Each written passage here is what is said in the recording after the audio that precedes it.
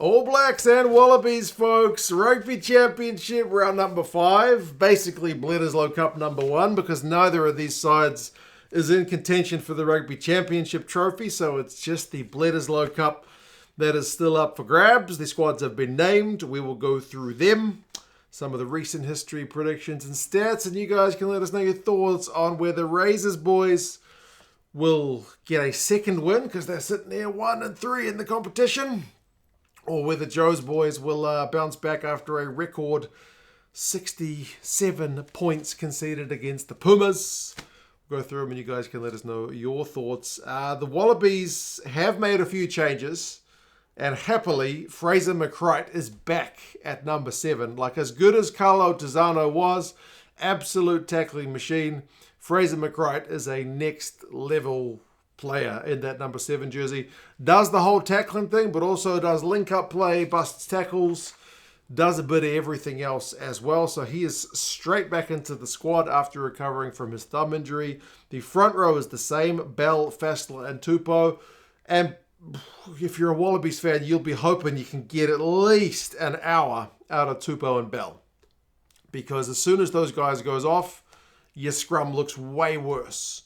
As much as I like Alaalatoa and Slipper, who are the bench guys again this week, there's a big drop-off. Sadly, maybe they'll get it right. I mean, Slipper's going to be breaking Gregan's record, which he equaled last time. But, he needs to scrummage. Yeah, Bell and Tupou have been doing kind of half a game at best, so they really need to get more out of those guys. Frost and Williams continue on as the locking duo. I'm a little bit surprised Salakaia-Loto hasn't kind of immediately been chucked back into the starting 15, but he is there on the bench, so he's got a welcome return. Valetini's just been all work rate the entire competition, so we get more of that from him at number 6, so you know what you're going to get. And with Harry Wilson at 8, he's been also a carrying machine. He's been their leading line-out option. I think that's probably close to as good a forward pack as you're going to get for the Wallabies. As I said, maybe, starting Salakaia-Loto ahead of Williams. But, I mean, if not including overseas guys like Skelton and whatnot, but that's about as... all the guys you'd want there, I think, are there. The backline's got a little bit more of a selection kind of tint about it, like as far as which halfback do you go with, because it's been McDermott, it's been Gordon, and it's been White. Well, this time it's Nick White. He's getting the nod at number 9.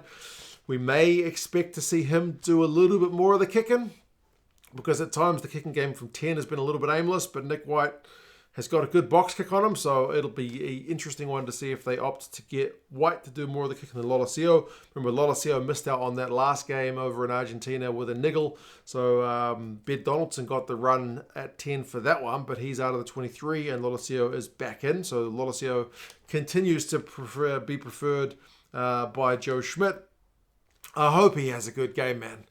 We've seen him have a few pretty average ones. Admittedly, often with this forward pack under a lot of pressure, but if they can at least get some parity, Lolosio can pull the strings, get the kicking game on song, then maybe they're a chance. But he needs a good game, does Lolosio, to be fair. Because, I mean, for the first half, Ben Donaldson actually looked all right running the show for the Wallabies against the Pumas, and then the second half we won't talk about. Paisami's also back at 12 after kind of recovering from a knee injury, so maybe looking for a little bit more direct carrying than the kind of all-round passing and defensive reading game of Hamish Stewart, who drops out of the 23, and Leonard Kitau's the magic man at 13. If you're looking for the X-Factor to break open the All Blacks defence, he's your guy in the back line. Callaway shifts to the right wing because Tom Wright is back at fullback after missing out. And then Marika Korombedi is there on the left wing too. There's also a big call in the number 16 jersey with Brandon Paenga-Amosa getting his return to Wallabies gold. There's a bit of talk that he'll be helping to kind of bolster the scrum. Remember, the guy hasn't played any rugby since March.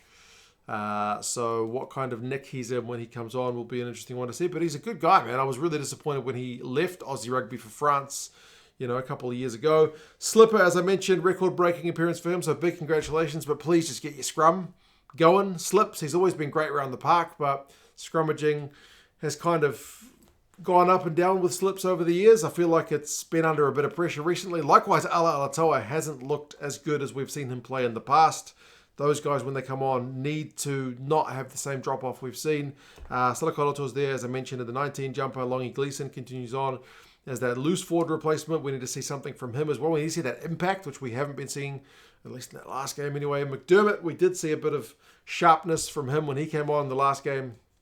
Certainly will play a different style from Nick White when he comes on, potentially looking to snipe a bit more.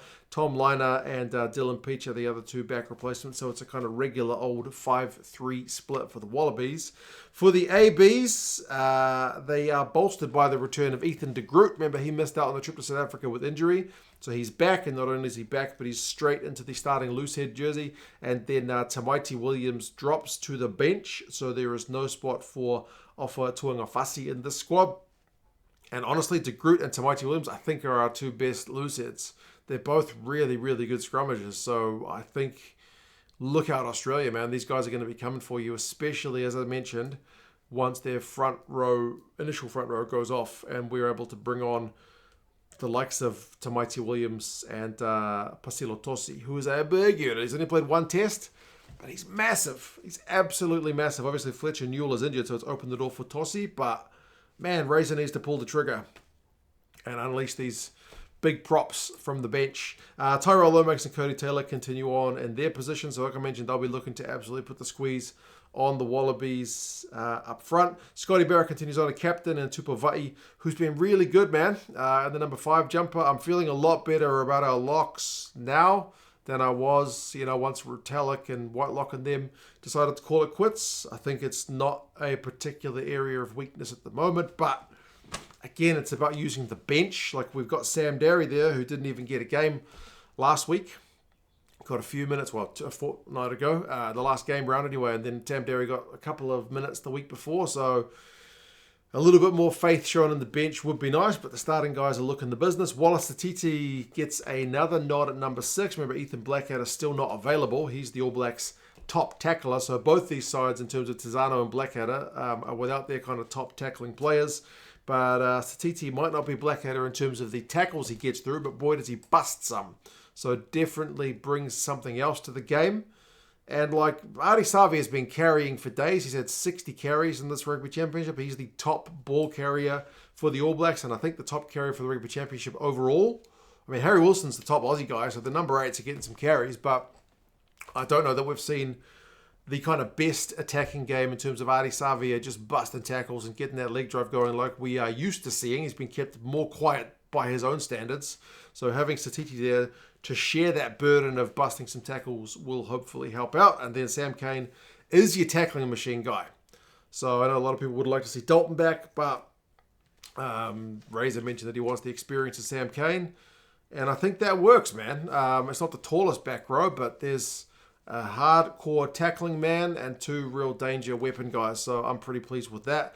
Ratima and DMAC continue on at 9-10. I think that's the way forward.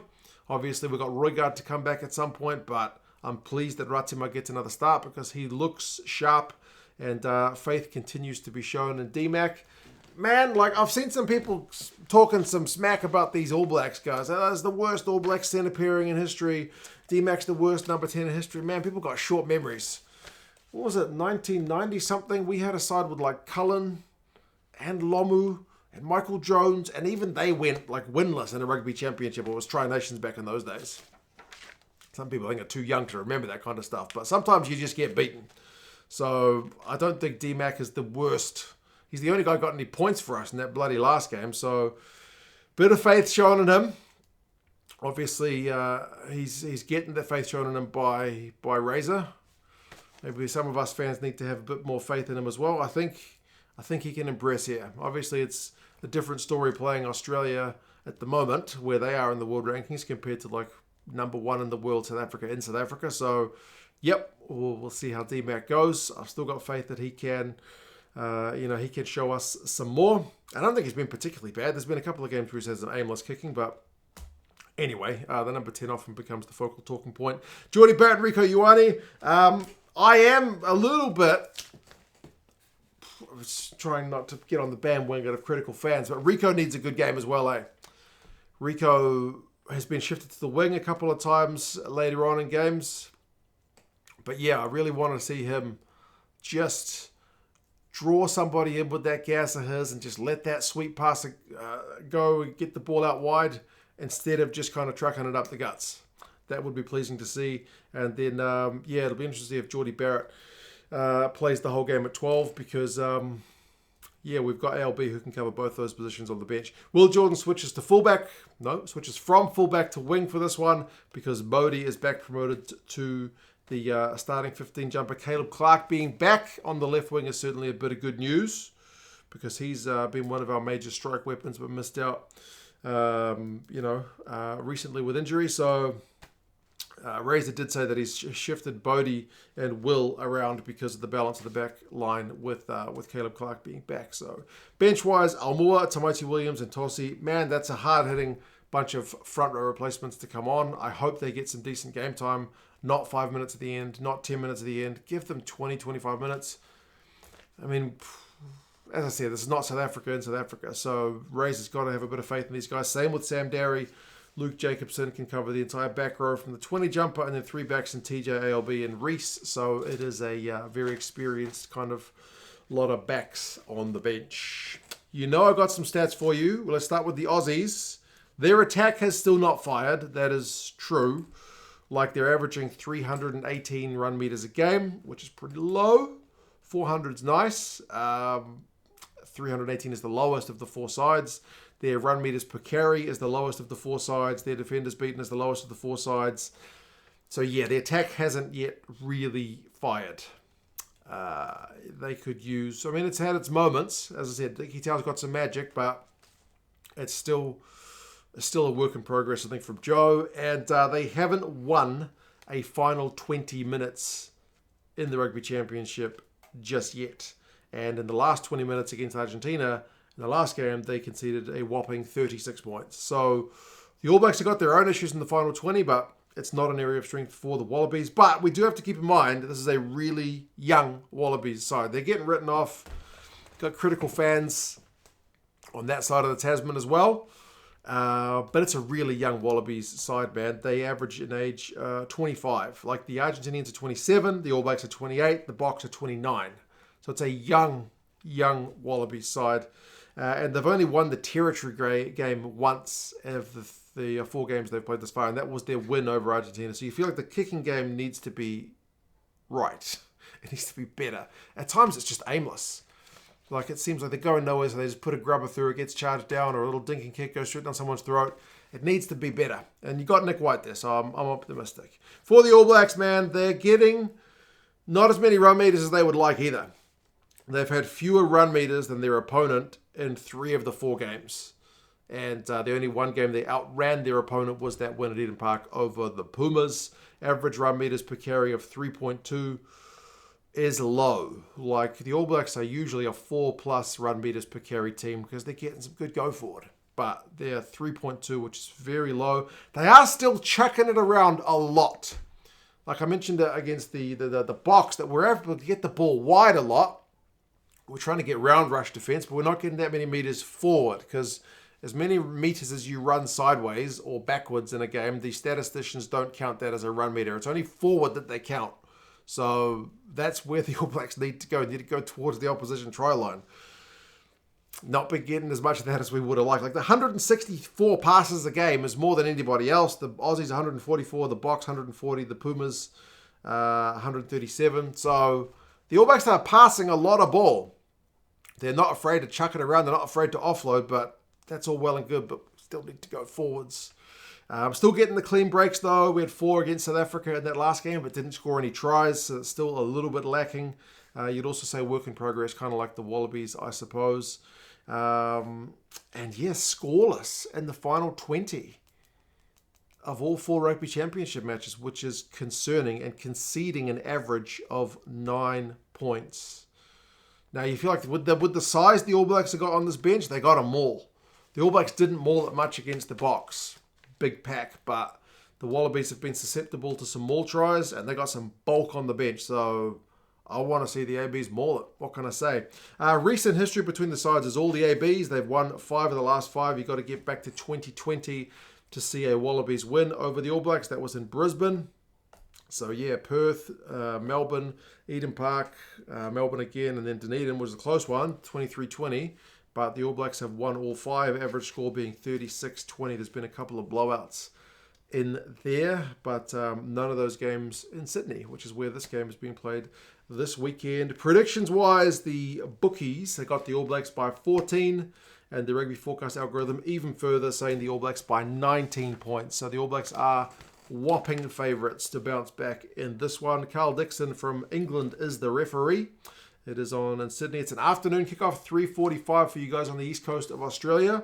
That is 5:45 for those of us here in NZ, and pretty bloody early for you guys in Europe and South Africa, unfortunately. But yeah, if you guys want to watch it and you're in the States, it's on Flow Rugby. So I'll put a link down in the description to Flow. They got this game. They have got the other Rugby Championship game between the Box and the Pumas, plus a bunch of other rugby content as well, so check them out. Subscribe to the channel if you want more rugby videos, more stats and whatnot. They will be certainly coming your way. You guys take care of yourselves, and I'll talk to you guys again soon. See you later.